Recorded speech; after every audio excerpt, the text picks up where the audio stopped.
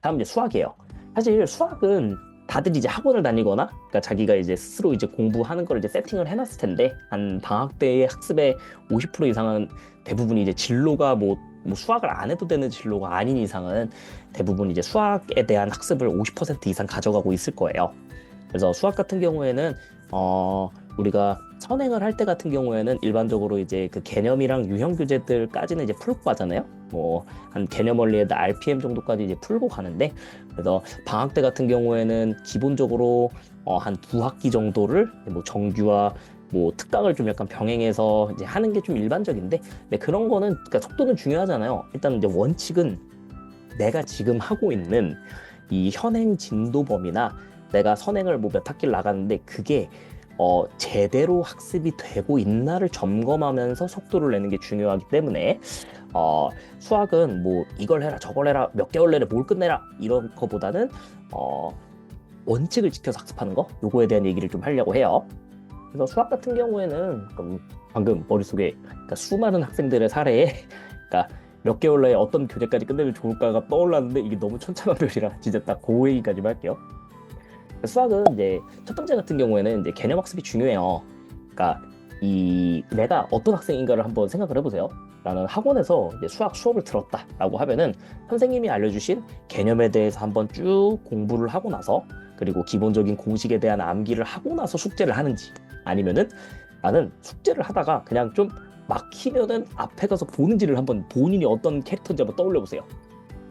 만약에 전자다라고 하면은 이게 중학교 때부터 그냥 숙제하다가 모르면은 그냥 그때그때 그냥 해설 잠시 참조해서 하는 스타일들이, 고등학교 가서 개념이 두 개 이상 섞여서 요 난이도가 이렇게 높아지는 문제들이 나왔을 때 이 개념이 제대로 안 돼서 흔들리는 학생들이 고등 수학을 많이 힘들어해요. 그래서 요 지금부터는 만약에 내가 아까 그 후자의 학생들이다라고 하면은 개념을 학원에서 배웠다라고 하면은 개념을 쭉 한번 보면서 조금이라도 모르게 있는 게 있으면은 체크해서 선생님께 질문도 하고, 그리고 개념에 대해서 공식 암기도 하고 학원에서 선생님이 풀어주신 대표 유형들까지 풀면서 개념에 대한 정확한 숙지를 하고, 그런 다음에 숙지를 하는 걸 권장을 드려요. 그리고 두 번째는 잠깐만요. 이 오답 횟수 채우기라는 개념이 있는데, 오답 횟수 채우기라는 게 뭐냐면은 내가 지난주에 요 숙제를 했든지 아니면은 혼자 풀었던 그런 문제들 중에 틀린 문제 있잖아요. 그걸 이제 학원 선생님의 도움을 받거나 아니면은 뭐 해설지 혹은 뭐 개념 학습을 다시 해서 다시 풀어서 이렇게 맞췄으면은 우리가 이거를 오답 정리를 했다라고 부르잖아요. 고친 문제를 다시 풀어보는 게 오답 횟수 채우기예요. 그래서 고친 문제를 다시 풀어보고, 이미 그 오답 정리로 고친 문제를 다시 풀어보고 다시 채점을 하는 거예요. 그때 또 틀렸으면은 그 채점한 거 오른쪽에다가 또 틀렸다고 V 표시를 하고, 다시 모르겠으면 별표 체크를 하고, 시간이 오래 걸렸으면 화살표 체크를 해놓은 다음에 또 선생님의 설명을 듣든 아니면은 앞에 가서 공부를 하든 해설을 뭐든 해서 맞췄으면 다시 이제 동그라미를 쳐놓는 거예요. 그러면은 이런 문제들이 나중에 가서 시험 때 틀릴 가능성이 농후한 그런 문제들이기 때문에 이런 친구들만 모아서 또 한 번 다시 풀어가지고서 또 이 풀어가지고서 그 누구의 도움도 없이 요 동그라미 하나를 요 채우는 이런 습관을 우리가 오답해서 채우기라고 하는데, 이게 정말 중요해요. 그리고 이제 내가 시험을 봐야 되잖아요. 그래서 시험을 봐야 되기 때문에 요새는 이제 그 법이 바뀌어서 학교에서 기출문제를 학생들한테 제공을 해줘야 되거든요. 그래서 학교에서 학교에 요청을 하면은 전 과목에 대한 기출문제를 받을 수 있어요. 이게 법적으로 그렇게 해야 돼요. 그래서 학교 유형을 학교에 요청을 하든 아니면은 학원한테 요청을 하든 해가지고서 우리 학교 문제가 학년별로 어떻게 나온지, 내가 앞으로 다음 학기에 지내게 될 학년에서 어떻게 문제가 나온지 한번 파악을 해봤으면 좋겠어요. 그리고 이제 다음 학기에 요 마주하게 될 이런 이 수학 이 범위에 대해 가지고서는 심화에 대한 도전도 해봐야죠.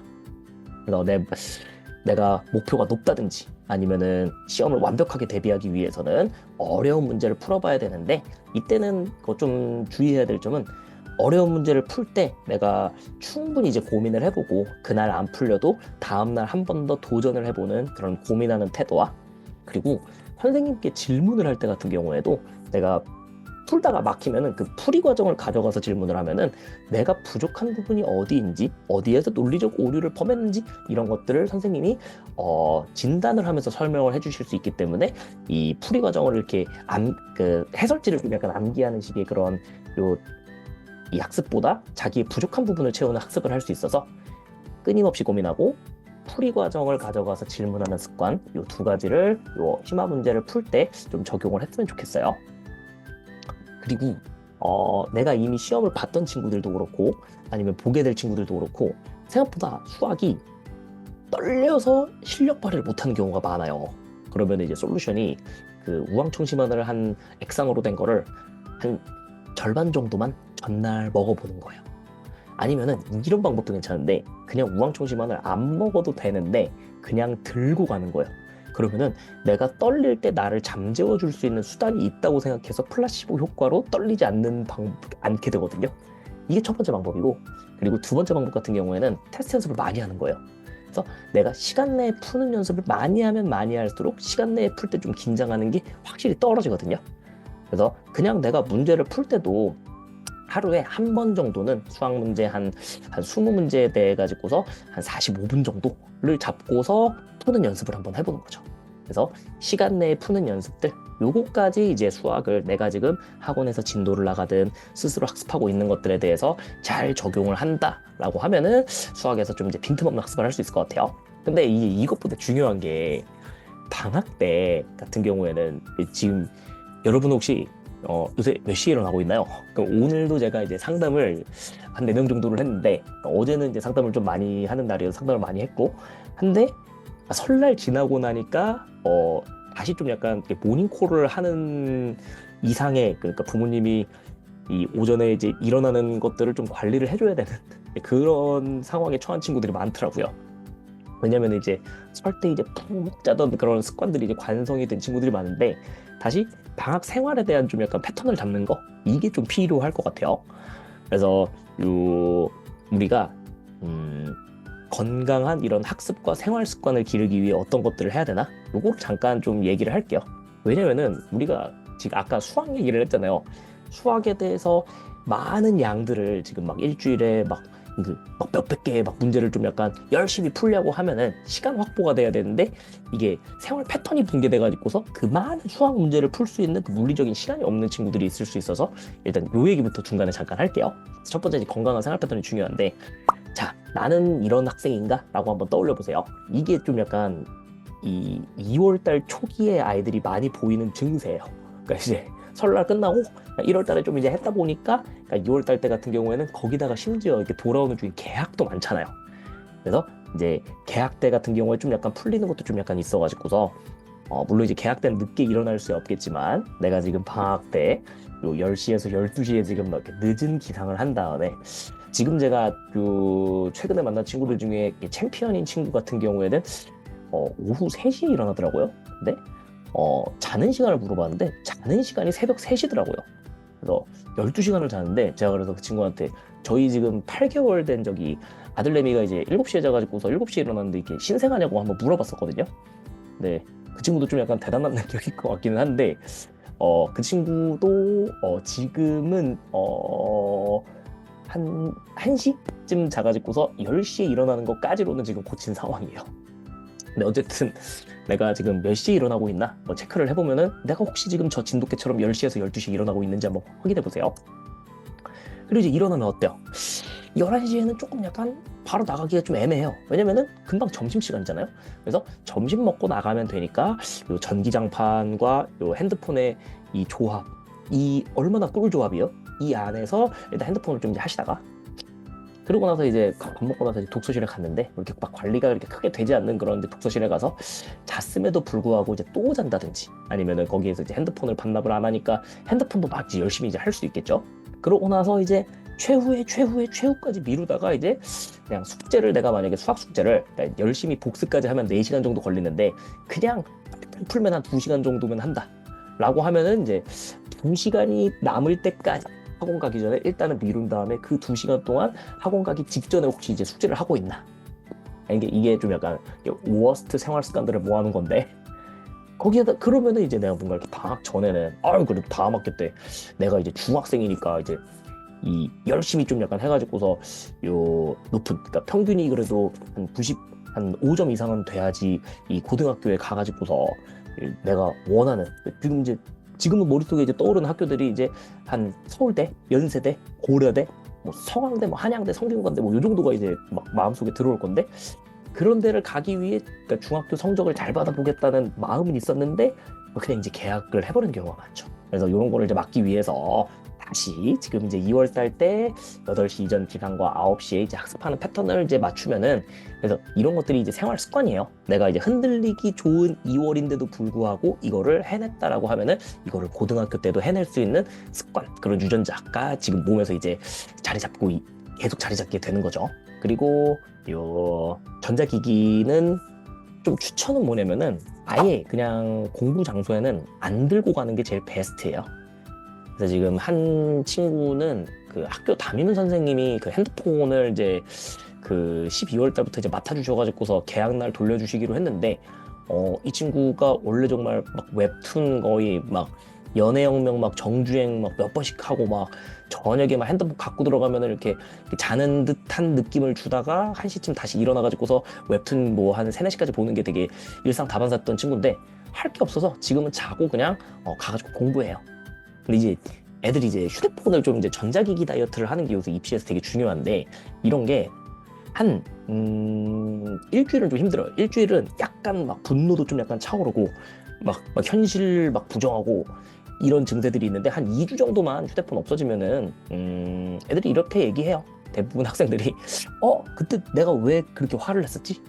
라고 하면서 요 전자기기 다이어트는 디톡스를 하는데 한 1, 2주 정도 필요하긴 한데 어쨌든 내가 이제 공부할 때 같은 경우에는 전자기기 같은 경우에는 안 들고 가든지 꺼놓든지 부모님께 맡기든지 아니면 아예 안 할 수 있게 폴더폰으로 바꾸든지 하고 만약에 이제 휴대폰을 하겠다 할 때는 이제 공기계를 그냥 시간 정해놓고 하는 거죠. 이런 것도 좀 고려를 해보면 좋을 것 같아요. 그리고 이게 좀 이제 관리가 되는 학습 공간. 그러니까 집에서 이제 그러니까 부모님이 이제 보시는 곳에서 공부를 한다든지, 그러니까 방에 이제 들어갈 땐 전자기기를 이제 놓고 간다든지, 관리가 되는 이제 학습 공간. 아니면 스터디 카페에 갈 때는 이제 휴대폰을 안 가져간다든지. 그런 다음에 아무 계획 없이 하는 게 아니라 아까 이제 해야 될 것들을 지금 이제 국어, 수학은 안내했고 이제 영어도 이제 안내를 할 건데 이런 것들을 일주일 단위로 내가 해야 될 것들을 과목별로 이제 정리를 이제 해보고 하는 거 이런 것들이 필요할 것 같아요. 그래서 요 계약할 때 아유 내가 그래도 방학 잘 보냈네 라고 하기 위한 이런 방법들을 이제 고민을 좀 하고 그런 것들을 적용해보는 2월달이 돼보도록 해요. 그리고 이제 영어 같은 경우에는 당연한데 어휘 같은 경우에는 단어는 학원 가기 전에 이렇게 닥쳐가지고서 이렇게 단기 기억으로 한 다음에 그 시험 보고 나가지고서 그 다음날에 다 까먹고 이제 뭐 한 30개 중에 한 2, 3개 정도만 남아있게 하지 말고 단어는 매일매일 꾸준히 이제 암기를 해주는 거. 그래서 중등 같은 경우에는 이제 중등 단어장 기준으로 해가지고서 하루에 한 과 정도는 이제 그 유의어랑 반이어 포함해서 그러니까 다른 품사 형태까지 외우고 거기에다가 예문까지도 좀 학습하는 정도의 어휘는 이제 꾸준히 하는 게 좋아요. 그 다음에 문법 같은 경우에는 지금 학원이 됐든 혼자서 이제 공부를 이제 하고 있다라고 하면은 문법은 정말 한 번 제대로 하는 게 중요해요. 그러니까 이 투부정사가 뭐야? 라고 하면은 투 뒤에 뭐 붙이는 거 아니에요? 라든지 뭐 분사가 뭐야? 라고 하면은 뭐 과거 분사랑 현재 분사 이렇게 나뉘지 않나요? 이렇게 얘기를 하는데 대체 이 문법이 뭘 위한 문법이고 어떻게 쓰고 그리고 어법적 포인트가 이제 어떤 게 나오는지를 한 번을 제대로 복습만 하면은 이거를 잡을 수 있는데 매번 그냥 듣고 나가지고 복습 안 하고 그냥 이렇게 문제 풀고서 선생님 설명 듣고 이렇게 해서 문법을 중학교 3학년 때 사이클을 3번 돌아도 이 문법을 제대로 못 읽는 경우가 많거든요. 그래서 그냥 이번 2월 달 때 영어 문법 같은 경우에는 학원에서 배웠던 거를 총복습을 한다든지 아니면은 내가 스스로 공부한 거 영어 문법을 총복습을 한번 쭉 해가지고서 내가 2살 어린 동생한테 이 문법 개념을 설명한다라고 했을 때 정확하게 설명할 수 있는 정도의 제대로 된 문법 학습을 했으면 좋겠어요. 그리고 이제 문법은 그냥 근데 학원에서 이제 배우거나 혼자 공부하고서 그날 당일 복습하는 게 가장 좋고요. 아까 수학에서 오답해서 채우기 개념 설명했는데 이게 이제 영어 문법에서도 되게 중요해요. 틀린 거는 그 다음 주에 다시 한번 싹 다 풀어봐야 돼요. 그리고 이제 영어 같은 경우에는 일반적으로 중학교 때 좀 이제 그 고등학교에 대한 수준까지도 많이 마무리를 하고 가는 추세니까 영어는 좀 이제 열심히, 그러니까 모의고사도 보고 독해도 하고 하면서 이 적어도 한두 학년 이상의 그런 좀 수준을 갖출 수 있도록 열심히 했으면 좋겠어요. 그리고 아까 이제 방학 생활 패턴에 대해서 조금 더 얘기를 하자면은, 학원에서 이제 배웠는데 이제 틀린 것들 있잖아요. 틀린 것들에 대해서 내가 왜 틀렸고 이거를 맞추기 위해서 어떻게 해야 될지 그냥 이제 고민을 해보는 정도의 습관이 필요할 것 같아요. 그리고 만약에 내가 지금 중2, 중3으로 올라가는데 저번 학기에 봤던 시험이 틀린 문제가 있는데 왜 틀렸는지 분석이 안 된 친구들은 여기 있는 순서에 따라 가지고서 틀린 이유를 분석하는 오답 정리를 하면은 성적이 반드시 오를 거긴 하니까. 그리고 오늘 뭐 이렇게 유튜브에서 이렇게 나오는 이런 막 양식이나 이런 거는 필요하신 거 있으면은 그냥 댓글 달아주시면 다 보내드릴게요. 그리고 이제 전자기기 조절 습관, 아까도 얘기했지만 이 두 가지 정도를 해주면 되는데, 전자기기는 첫 번째 같은 경우에는 시간 정해놓고 하는 게 제일 중요해요. 그래서 그러니까 릴스를, 그러니까 딱 진짜 릴스를 보려고 한 것도 아니야. 그냥 인스타를 그냥 친구 그 연락만 확인하려고 갔는데 그냥 릴스를 그냥 잠깐 켰는데 시간이 몇 시간 지나 있어요? 3시간. 그래서 이 휴대폰이나 이런 것들은 중독성이 되게 강한 컨텐츠고 이게 끊어내기가 쉽지 않기 때문에 꼭 요 시간을 정해놓고 하루에 하는 시간을 딱 정해놓는 거예요. 내가 1시간이면 1시간, 2시간이면 2시간. 아예 안 할 수가 없어요. 우리 이 디지털 이 사회에 살고 있는데. 시간을 정해놓고 그 시간을 다 채웠다라고 하면 끄는 거. 그래서 만약 그게 안 되면은 이제 부모님께 그냥 그 타임 걸어주는 거 있잖아요. 그런 거라도 좀 약간 해달라고 해서, 전자기기 같은 경우에는 요 고등학교 가서도 내가 전자기기 통제를 못해서 무언가 목표가 생겼을 때 전자기기가 발목 잡지 않도록 좀 해줬으면 좋겠어요. 또 두 번째는 이건 해줘야 되는데, 제일 위험한 게 이제 자기 전에 방에서 핸드폰을 이제 하는 거.